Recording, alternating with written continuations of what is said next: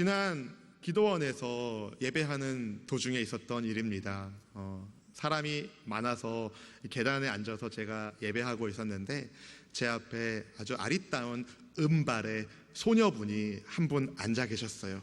나이가 지그시 드신 은발의 소녀분. 예배 시간마다 아멘하면서 화답하고 또 예배 말씀이 끝나고 이제 예물을 드리는 시간이 됐는데 그 어르신이 기도를 쓴 그 봉투에, 헌금 봉투에 쓴 기도 제목을 보고 제가 큰 감동을 받았어요. 하나님, 이 늙은 몸을 복되게 해주세요. 건강하게 해주세요. 그런 기도가 아니라 이렇게 써 있어요. 주님, 자녀들을 축복하여 주옵소서. 엄마의 마음이 막 느껴지는 거예요. 저는 그게 부모님의 마음이라고 생각합니다. 나보다 자식을 먼저 생각하는 마음. 우리 아버지 하나님의 마음도 그렇습니다. 주님은 진실로 하나님의 자녀인 여러분이 복되기를 원하십니다. 잘 되기를 원하십니다. 우리가 성령님의 인도하심에 순종하기만 한다면, 주의 말씀에 순종하기만 한다면 저는 확신합니다. 예수님 안에서 형통한 삶을 살리라. 그렇게 되고 싶으신 분들만 아멘. 진작에 하시면 얼마나 좋아요. 주님의 인도하심에 따라서 약속하신 성령님을 기다리면서 함께 모여서 통성으로 기도하고 힘써 기도하던 주의 제자들에게 호련히 하늘로부터 강하고 급한 바람 같은 소리가 들리기 시작하고 불의 혀처럼 갈라지는 모양으로 성령님께서 모인 각 사람 위에 아무도 구별하지 않으시고 모두에게 각 사람 위에 성령께서 임재하셨습니다. 성령 충만한 그 제자들은 그 입술을, 그 혀를 주장하시는 하나님에 의하여 다른 나라 말로 하나님의 큰 일을, 방언을 막 말하기 시작했는데요. 그들이 선포하는 메시지는 오순절 절기를 지키기 위해서 세계 각국에서 찾아왔던 모든 사람들의 귀에 똑똑히 들려지는 하나님의 큰 일이었습니다. 디아스포라 유대인들은 깜짝 놀랐어요. 갈릴리 제자들의 입에서 자기들이 나고 자란 나라의 말이 들렸으니까 너무 신기하고 놀라고 혹은 당황하기도 하면서 이게 무슨 일이야? 무슨 일이야? 서로 이러고 있었을 때에 어떤 사람들은 하나님의 큰 일을 들음에도 불구하고 쟤들 세술에 취한 거야 라고 하나님의 역사를 폄하하고 조롱했습니다. 그때 베드로가 가만히 있을 수가 없죠. 11사도와 함께 일어나서 크게 외칩니다. 여러분! 지금 여러분들의 눈에 보이는 이 현상은 선지자 요엘에게 말씀하신 하나님의 말씀이 이루어진 것입니다. 절대로 술에 취한 것이 아닙니다. 우리 본문 15절, 16절 말씀을 함께 읽어보겠습니다. 때가 제3시니 너희 생각과 같이 이 사람들이 취한 것이 아니라 이는 곧 선지자 요엘을 통하여 말씀하신 것이니 일렀으되. 아멘. 여기서 제3시는요 오전 9시를 의미합니다.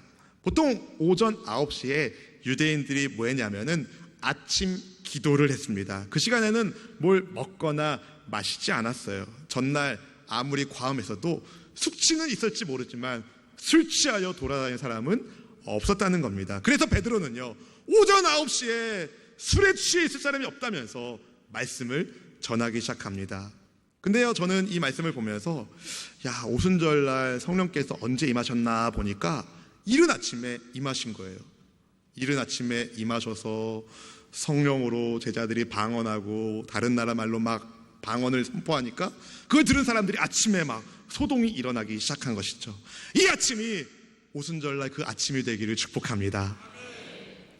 근데 베드로는 먼저 자기가 어떤 성령 체험했는지 자랑하지 않았어요. 먼저 이 체험을 하나님께서 왜 허락하셨는지 먼저 말씀의 눈으로 분별했습니다. 이게 굉장히 중요해요. 저는 여러분 모두가 성령의 뜨거운 체험이 있기를 주님의 이름으로 축복합니다. 어떤 목사님이 그러시더라고요. 체험하면 까불지 않는다고. 하나님의 살아계심을 체험하면 까불지 않는다고. 거기에 굉장히 동의했는데 한편으로는 교만할 수도 있거든요. 중요한 거는 체험이 메인이 아니라 체험은 신앙생활의 어떤 양념과 같은 것이고, 실제 메인 요리는 내 삶 속에서 역사하시는 하나님의 말씀입니다. 하나님의 말씀! 이전에는 예수님께서 베푸신 기적에 깜짝 놀라기만 했던 베드로가 이제 말씀의 눈으로 하나님의 섭리를 읽기 시작하는 거예요. 이 현상이 하나님의 눈으로 보았을 때에 어떤 의미가 있는지 분별하기 시작했다는 겁니다. 이게 바로 성령 충만한 사람의 모습입니다. 말씀의 눈으로 삶을 볼 줄 아는 것. 환경을 보면 좌절하고 낙심하고 혹은 교만해질 수 있지만 하나님의 말씀으로 내 환경을 바라보는 그 순간 우리는 하나님의 은혜의 손길이 나를 돕고 있다는 것을 발견하게 됩니다. 저는 여러분 모두가 성경의 눈으로 여러분의 삶을 이해할 수 있는 영적 분별력을 갖추시기를 주님의 이름으로 축원합니다. 성령 충만한 사람은 그래서 말씀의 사람이에요. 말씀의 사람. 베드로는 요엘 선지자의 예언의 말씀을 인용하면서 사람들에게 말씀을 증거합니다. 선포합니다. 우리 본문 17절 18절 말씀을 한 목소리로 읽어보겠습니다. 하나님이 말씀하시기를 말세에 내가 내 영을 모든 육체에 부어주리니 너희의 자녀들은 예언할 것이요 너희의 젊은이들은 환상을 보고 너희의 늙은이들은 꿈을 꾸리라. 그때에 내가 내 영을 내 남종과 여종들에게 부어주리니 그들이 예언할 것이요. 아멘. 이 요엘서 2장 28절부터의 그 말씀을 베드로 사도가 인용하는데, 특별히 요엘서에는 그 후에라고 이후에라고 써있는 그 단어를 베드로 사도는 말세에라고 받아서 말합니다. 왜냐하면 성령께서 오순절날 강림하신 것은 마지막 때에 말세에 일어날 예언의 성취이기 때문에 그래요. 지금 우리가 살고 있는 시대는 마지막 때를 살고 있는 겁니다. 말세 때를 우리가 살고 있는 거예요. 성경에 보니까 말세 때 사람들이 자기 사랑하고 하나님 사랑하지 않고 돈 사랑하고 비방하고 시기하고 막 그런다고 합니다. 경건의 모양은 있지만 경건의 능력이 없는 시대가 바로 말세라고 말합니다. 이 말세 시대에 하나님의 자녀답게 살기 위해서 여러분 반드시 성령으로 충만하셔야 합니다. 성령 충만을 받으시기를 주님의 이름으로 축원합니다. 축원합니다. 요엘 선지자가 하나님께로부터 받은 예언의 말씀, 말세의 마지막 때에 하나님께서 하나님의 영을 모든 육체에 부어주시겠다는 그 예언의 말씀, 그걸 듣는 사람들이 깜짝 놀랐어요. 왜냐하면 구약시대에 외적으로 하나님의 영은 특별한 사람들, 예를 들어서 왕이나 예언자 같은 사람들에게 임하셔서 일시적으로 하나님께서 일을 하셨는데, 특정 인물이 아니라 모든 육체에 하나님의 영을 부으시겠다는 말씀하셨으니 깜짝 놀래야죠. 사실 이 요엘서 말씀을 인용하고 있는 베드로조차 이 모든 육체가 유대인을 뛰어넘어 이방인들도 포함하고 있다는 것은 사도행전 10장의 고넬료 사건을 통해서 그가 깨닫게 될 정도였으니 말입니다. 놀랄만한 메시지는 그게 다가 아니었어요. 예언이나 환상이나 꿈은요, 다 하나님께서 사람들과 소통하는 방식을 말해요. 근데 젊은이들이 환상을 보고 늙은이들은 꿈을 꾸고 자녀들은 예언한다. 모든 세대에 성별을 초월해서 나이를 초월해서 하나님께서 함께 소통하시겠다는 거예요. 누구와? 성령 충만한 사람과. 할렐루야! 그것만이 아니에요. 남종과 여종에게도 주님의 성령을 부으시겠다고 말씀하십니다. 신분적 간격도 뛰어넘으시는 거죠. 성령께서 신분을 넘고 연령을 넘고 성별을 넘어서 모두에게 임하신다는 이 요엘서 말씀을 인용하면서 베드로가 전하고자 했던 말씀은 무엇이었을까요? 그가 진실로 전하고 싶었던 메시지는 무엇이었을까요? 지금 여러분이 보고 듣고 있는 이 역사는 성령께서 오셨기 때문입니다. 구약의 요엘 선지자가 하나님께로부터 받은 예언된 그 말씀, 모든 육체에 하나님의 영을 부으시겠다는 약속의 말씀이 이루어진 것입니다. 사랑하는 성도 여러분, 하나님의 약속은 반드시 이루어집니다. 주님의 약속은 하나도 땅에 떨어지지 않고 다 열매를 맺습니다. 그 열매를 맛볼 줄 아는 은혜의 사람이 바로 여러분 되기를 주님의 이름으로 축원합니다. 축원합니다. 계속해서 베드로 사도가 말씀을 전하는데요, 본문 19절 20절 말씀을 함께 읽어보겠습니다. 또 내가 위로 하늘에서는 기사를, 아래로 땅에서는 징조를 베풀리니 곧 피와 불과 연기로다. 주의 크고 영화로운 날이 이르기 전에 해가 변하여 어두워지고 달이 변하여 피가 되리라. 여기서 주의 크고 영화로운 날은요, 하나님의 심판날을 말합니다. 원래 하나님께서는 요엘 선지자에게 선포하게 하신 말씀은 임박한 주의 날에 대해서 경고하시면서 하나님을 떠난 이스라엘 백성들이 돌아올 것을, 죄를 회개하고 하나님의 이름을 부르며 돌아올 것을 촉구하는 회개의 메시지였어요. 근데 이 요엘 선지자가 예언한 하늘의 기사와 땅의 징조를 베드로가 어떻게 푸는지 여러분 보십시오. 예수님의 십자가 죽음과 부활로 풉니다. 사랑하는 성도 여러분, 무식한 어부 출신의 베드로가 성령으로 충만했던 그가 다음과 같은 메시지를 증거하는 겁니다. 우리 22절 말씀을 함께 읽어보겠습니다. 이스라엘 사람들아, 이 말을 들으라.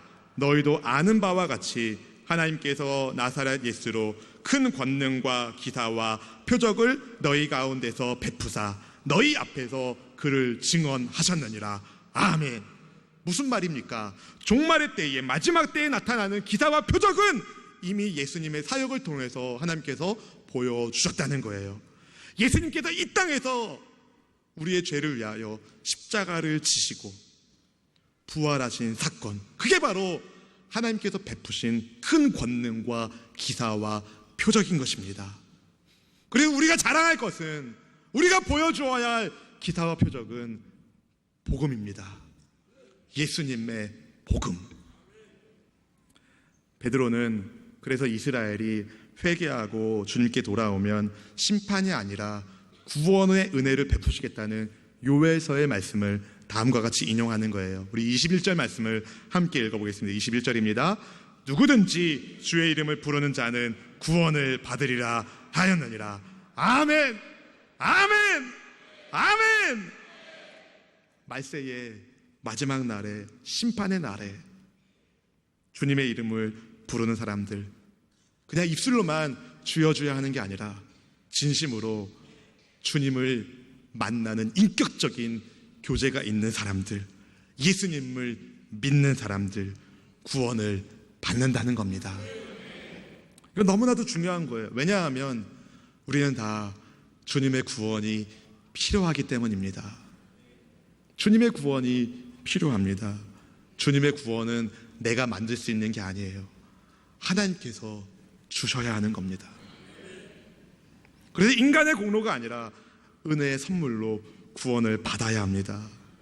사랑하는 성도 여러분, 구원이 무엇입니까? 물에 빠진 사람은 건져주는 게 구원이고, 병에 걸린 사람은 병 낫는 게 구원이고, 사망의 늪에 빠져있는 사람은 생명의 자리로 옮겨주는 게 구원 아닙니까? 근데 로마서 3장 23절은 이렇게 말해요. 함께 읽어보겠습니다. 모든 사람이 죄를 범하였음에 하나님의 영광에 이르지 못하더니, 모든 사람이 죄를 범하였기에 크고 두려운 야훼의 날에, 심판의 날에 다 심판받아야만 한다는 겁니다. 아무리 멋지게 생겼던, 잘났던, 가진 게 많던, 이 땅에서 떵떵거리던 모두가 다 죄인이기에 우리는 주님의 구원이 필요합니다. 하나님께로부터 구원의 선물을 받을 수 있는 유일한 길은 오직 예수님을 믿는 것, 오직 주 예수님의 이름을 부르는 것입니다. 요한복음 3장 16절 17절 말씀은 우리에게 이렇게 말합니다. 함께 읽어볼까요? 하나님이 세상을 이처럼 사랑하사 독생자를 주셨으니 이는 그를 믿는 자마다 멸망하지 않고 영생을 얻게 하려 하심이라. 하나님이 그 아들을 세상에 보내신 것은 세상을 심판하려 하심이 아니요 그로 말미암아 세상이 구원을 받게 하려 하심이라. 아멘. 하나님은 진실로 여러분에게 구원을 베풀길 원하십니다. 구원을 주기를 원하십니다. 그래서 예수님께서 이 땅에 오신 것이고, 그래서 예수님께서 십자가 위에서 죽으신 것이고, 그래서 예수님께서 무덤에서 다시 살아나신 것입니다. 예수님의 십자가 죽음과 부활의 복음을 통해서 오직 예수님을 믿는 사람만이 하나님의 구원을 받습니다. 우리의 노력과 공로가 아니라, 업적이 아니라 오직 예수님을 믿음으로. 전에는 원수의 자식이었지만, 죄의 노예였지만, 사망의 권세에 묶였지만, 육신의 정욕, 안목의 정욕, 이생의 자랑에 빠져 있었던 죄인이었지만, 이제 예수님을 믿는 사람은, 예수님을 영접한 사람은, 진실로 주를 부르는 사람은 새로운 사람, 피조물이 되는 것입니다. 성령께서 그 일을 주도적으로 하시는 거예요. 성령께서, 하나님의 영이신 성령께서 우리로 하여금 예수님을 주로, 그리스도로 고백하게 하시는 것입니다. 하나님은 주님의 이름을 부르는 사람을 결코 외면하지 않으십니다. 성령께서는 우리의 입을 통하여 예수님을 주로 고백하게 하기를 원하시는데, 이 패역한 세대에 교만한 사람들이 주님을 찾지 않으니 하나님의 마음이 얼마나 애통하실까요? 사랑하는 성도 여러분, 이 시대에 하나님의 마음을 시원케 해드릴 사람, 주 예수님의 이름을 크게 부르짖는 주님의 백성 어디 있습니까? 조금 더 크게 해주세요. 어디 있습니까? 바로 저와 여러분이 하나님의 마음을 시원케 해드리는, 주님의 복음을 증거하는 주의 백성이 되기를 주의 이름으로 축원합니다. 축원합니다. 본문에서, 복음서에서 등장하는 베드로의 나약하고 무식하고 다혈질적이고 실수 많고 예수님을 배신까지 했던 베드로의 연약한 모습은 온데간데 없고, 완전히 베드로는 딴 사람 됐어요. 성령 받으면 새 사람 됩니다.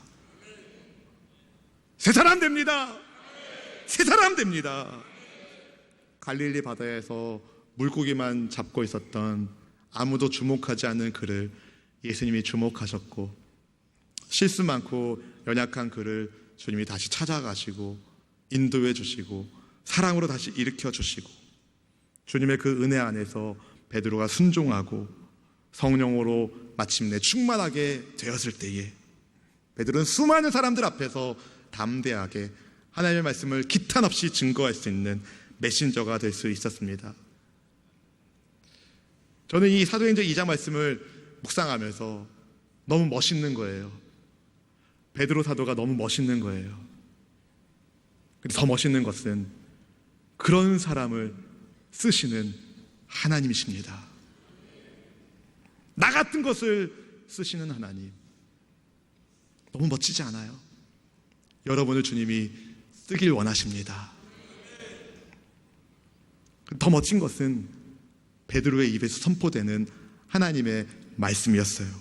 예수님의 복음, 십자가 복음, 부활의 복음. 성령 충만한 베드로가 증거하는 이야기, 내 얘기가 아닙니다.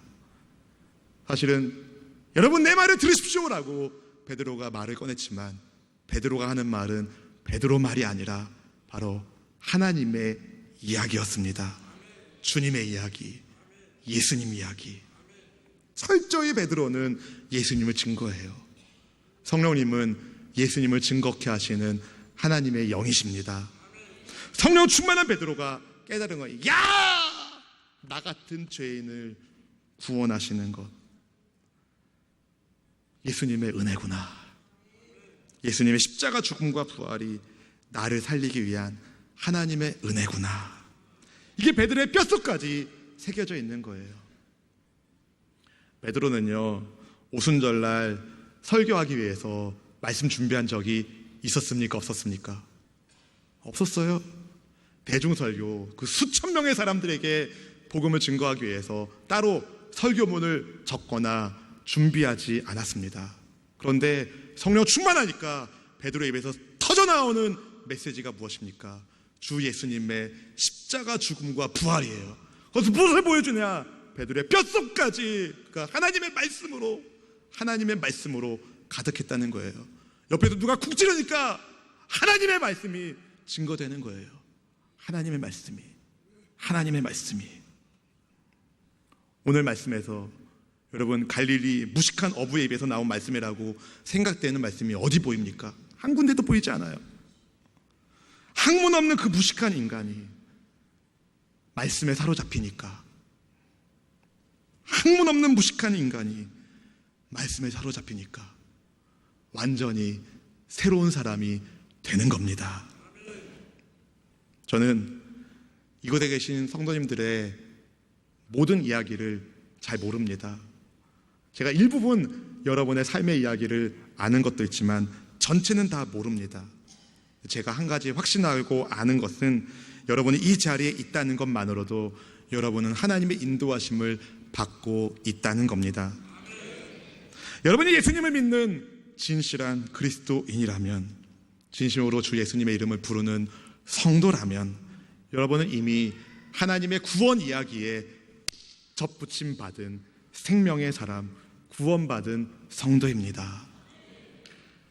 드라마를 보면 에피소드처럼 등장하는 짧은 이야기가 있지만 전체 이야기와는 상관없는 이야기일 수 있지만, 근데 전체 이야기에 그 에피소드가 들어갈 때에 그 에피소드가 빛나는 것처럼 사실은 내 인생의 이야기가 중요한 것이 아니라 내 인생의 이야기를 싸매고 계신 메인 스토리가 있는 겁니다. 그게 바로 하나님이 여러분을 사랑하신다. 하나님이 여러분을 너무 사랑해서 예수님을 보내주셨다. 그분을 믿음으로 구원을 받는다. 그 전체 이야기에 우리의 이야기가 들어가 있는 겁니다. 이게 은혜인 것이죠. 혹시 아직까지 예수님을 만나지 못한 분이 계시다면 시간 마음의 문을 열고 여러분의 삶의 이야기에 주님을 영접하십시오. 요한계시록 3장 20절은 이렇게 말해요. 읽어볼까요? 볼지어다 내가 문 밖에서 서서 두드리노니 누구든지 내 음성을 듣고 문을 열면 내가 그에게로 들어가 그와 더불어 먹고 그는 나와 더불어 먹으리라. 아멘. 주와 함께 더불어 먹고 마시는 삶, 이 어찌 행복하지 않겠습니까? 전 여러분이 행복한 성도가 되길 원합니다.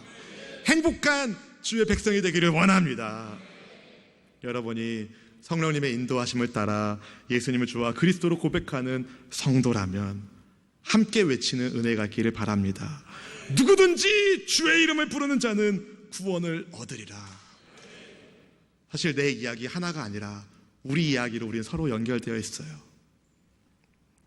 서로에게 믿음의 동역자가 되어야 한다는 것을 성경이 보여줍니다.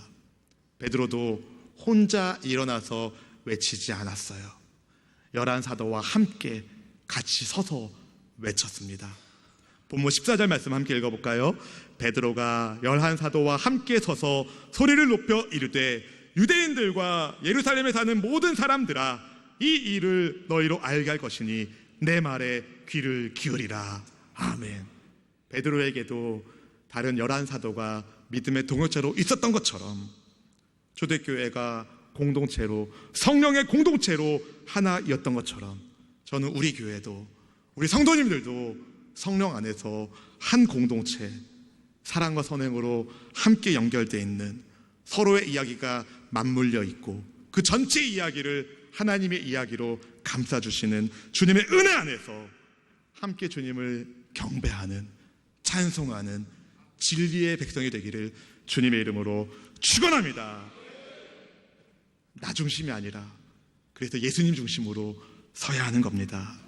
그리고 여러분, 말씀의 사람이 되십시오. 내 이야기가 아니라 주님의 이야기로 살기를 원하신다면 여러분은 말씀의 사람이 되셔야 합니다. 베드로가 요엘 선지자의 말씀을 몰랐다면, 베드로가 요엘 선지자의 말씀을 몰랐다면 그는 이렇게 말씀을 증거할 수 없었을 것입니다. 베드로가 말씀의 사람이 되었기 때문에 하나님의 말씀이 마음에 새겨져 있었기 때문에 하나님의 영광을 나타내는, 선포하는 증인이 될 수 있었던 것처럼 우리 또한 말씀이 우리의 뼛속까지 새겨져 있기를 원합니다. 그러려면 여러분, 말씀을 읽으셔야 돼요. 성경을 읽으셔야 돼요. 말씀을 공부하셔야 돼요. 말씀을 암송하셔야 해요. 그 말씀 한 구절 한 구절이 내 삶을 하나님의 눈으로 보게 합니다.